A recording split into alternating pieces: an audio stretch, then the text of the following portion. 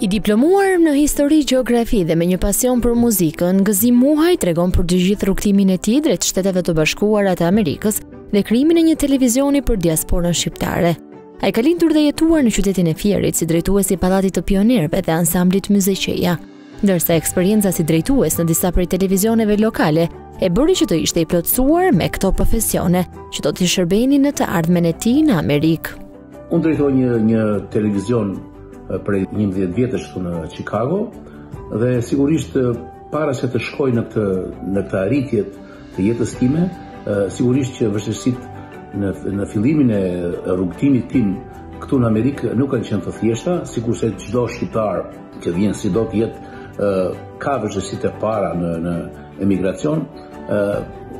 Duhet shumë punë e madhe nga mua, nga bashkëshortja ime, nga familja ime, nga miqtë e mi të cilët më ndihmuan dhe më përkrahen për të ecur në këtë kohë që unë sot jam këtu në Chicago konkretisht. Ai shprehet se suksesi më i madh është nëse të gjithë qëndrojnë në të njëjtat profesione dhe atë çfarë kanë studiuar në vendlindje. Dhe si fatin e tij më të madh, ai cilëson se në punën e tij i ka shërbyer më shumë adhetarëve të vet se sa amerikanëve. Me risitë e reja të teknologjisë së informacionit dhe me IPTV-t që filluan të bashkëpunonin dhe të sillnin programet e reja nëpërmjet videove cilësore,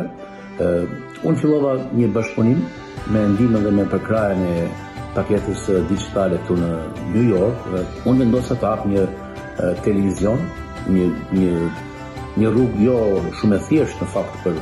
për ta bërë, pasi kërkon kohë, kërkon shpenzime, por në sajt të ndihmës dhe bashkëpunimit me biznesmenë shqiptar, me bashkëdhetarë shqiptar, me shoqatat lokale këtu, arritë që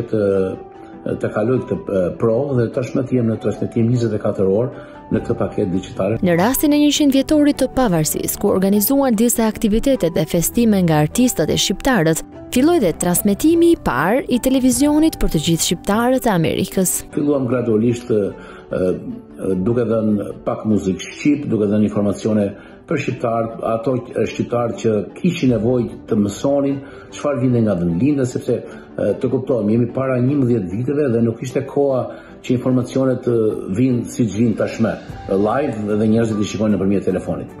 Gjithsesi, edhe në ju përshtatëm kësaj teknologjie të re, duke pasuruar programet, duke transmetuar të gjitha aktivitetet që ne bënin me artistët këtu në Chicago dhe në gjithë Amerikën, pra njerëzit shikonin vetvete dhe kjo ishte risia që njerëzit na ndiqnin ne, sepse shikonin vetvete. Në programet e tyre, fokusi është tek të gjithë të rinjt shqiptar në Amerikë, se si ata ndërtojnë karrierën e tyre dhe sigurisht tek ruajtja e traditës dhe kulturës shqiptare. Kjo është ajo që neve kapim më shumë në programet tona televizive. Çfarë bëjnë të rinjt tanë, ku janë të rinjt tanë në shkollim, në edukim dhe në karrierë. Krahas kësaj nuk harrojmë të përçojmë kulturën shqiptare, muzikën e bukur shqiptare, gjuhën shqipe.